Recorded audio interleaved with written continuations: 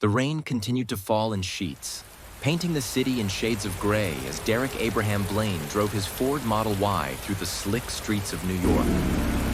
The mysterious key and note from Victor Harper weighed heavily in his coat pocket, a constant reminder that the case was far from over. Blaine reached his office, parked, and hurried inside, shaking off the rain.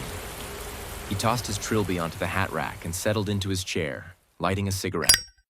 The smoke curled upward, blending with the shadows in the dimly lit room. He pulled out the key and the note again, examining them closely under the desk lamp's yellow glow. This is not over. VH. Blaine frowned, his mind racing. Victor Harper was supposed to be long gone, vanished without a trace. Yet, this note suggested otherwise. The ornate key was unlike anything he'd seen before, its intricate design hinting at a deeper mystery. He needed more information. His first stop was the local library, a place that had always been a treasure trove of forgotten knowledge. The librarian, an elderly woman named Mrs. Whitmore, recognized him instantly. "Back again, Mr. Blaine?" She asked with a knowing smile. "What brings you here this time?" Blaine showed her the key and the note. I need to know everything you can find about Victor Harper and his dealings with the occult." Mrs. Whitmore's eyes widened slightly, but she nodded and led him to the archive section. "Harper was quite the enigma. If there's anything to be found, it'll be here." Hours passed as Blaine combed through old newspapers, journals, and books.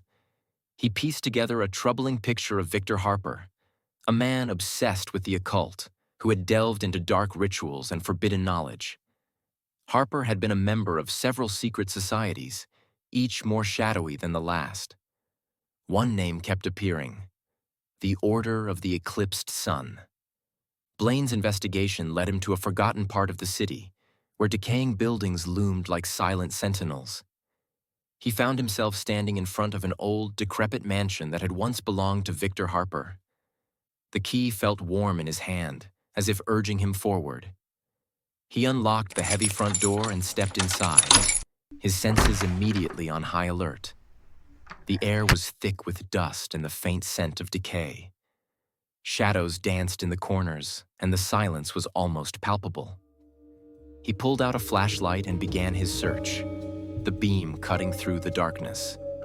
In a study lined with dusty tomes, Blaine found a hidden compartment behind a bookcase. Inside was a collection of Harper's journals, filled with cryptic symbols and notes on his experiments. One entry stood out. March 23, 1914. I have found the key to the beyond. With it, I can unlock the door to other realms. But I must be cautious, for the entities I may encounter could be beyond my control. Blaine's mind raced as he pieced together the implications. Harper had unlocked something that had lingered even after his disappearance. The key in Blaine's possession was more than a simple artifact. It was a tool to access the unknown. A sudden noise broke his concentration. Footsteps echoed through the mansion, approaching rapidly.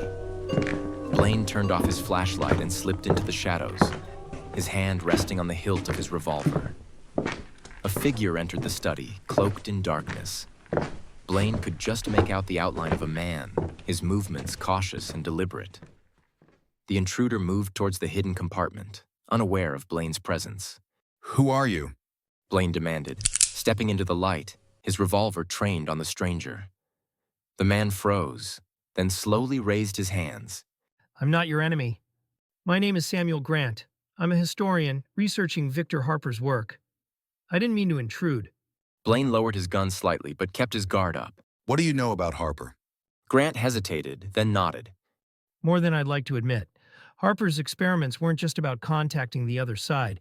He was trying to harness the power of these entities. I believe he succeeded, and that power is still here, bound to this place." "And the key?" Grant's eyes widened. Blaine felt the weight of the key in his pocket. The stakes had just gotten higher, and the dangers more real. As he and Grant continued their search through the mansion, the air grew colder, the shadows deeper. They were not alone. The walls seemed to close in, the darkness pressing against them. Blaine's instincts screamed that they were being watched, hunted. He tightened his grip on his revolver, ready for whatever came next. Suddenly, the temperature plummeted, and a guttural growl echoed through the mansion. Blaine and Grant turned to see a figure materializing from the shadows, its eyes glowing with an otherworldly light. Blaine raised his revolver, his voice steady despite the fear gnawing at him. Get behind me, Grant. The figure stepped forward, its form shifting and writhing, as if struggling to maintain a semblance of humanity. You should not have come here. It hissed, its voice a chilling whisper. Blaine's finger tightened on the trigger, but before he could act, the figure lunged, and the room was plunged into darkness. I hope you enjoyed episode 2 of this chilling story. Please hit that subscribe button and like my videos.